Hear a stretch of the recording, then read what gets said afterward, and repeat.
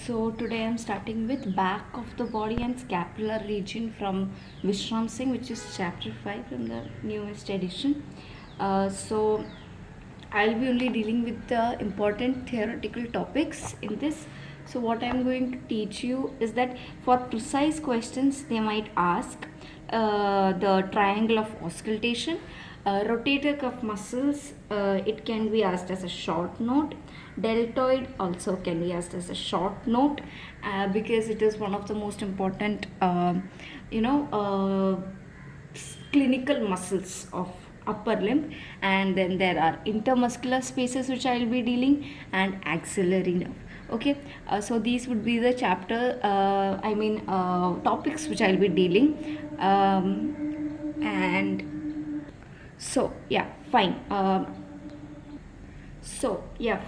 I'll be teaching you this chapter in detail, and what all you have to write. So first of all, for precise questions, triangle of auscultation can be asked because what we are dealing today is clinical mostly. Okay, so this is the place where you can hear the heart sounds the best. Okay, so while you are doing clinical, you can hear the heart sounds using stethoscope at this region, and as a doctor you must know this. So there is a triangle of auscultation, and what is its boundaries, what is its boundaries, and the boundaries and where you can see this. Okay, where it is formed, where this is formed by the 6th and the 7th ribs or you can write in the 6th intercostal space. In the 6th intercostal space,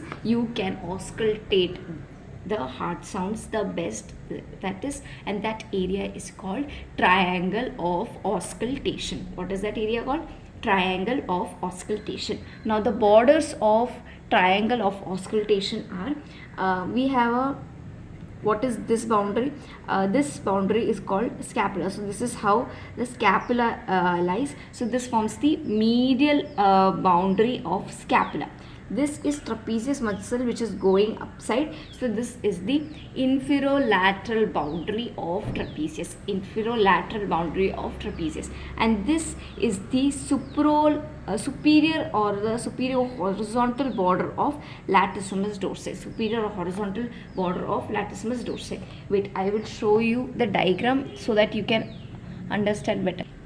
Okay, so as you can see here, this is the diagram. This is our back, and as you can see, this is the triangle of auscultation. This is scapula, part of scapula, which is embedded in both the muscles. These are large muscles of back, trapezius and latissimus dorsi. Trapezius inferolateral border. So this is trapezius. This is how trapezius look. So this is the inferior lateral border of trapezius because it is forming the inferolateral border of trapezius, and this is the medial boundary of scapula, and this is the superior horizontal boundary of latissimus dorsi. So inferolateral boundary of trapezius, medial border of scapula, and superior horizontal border of latissimus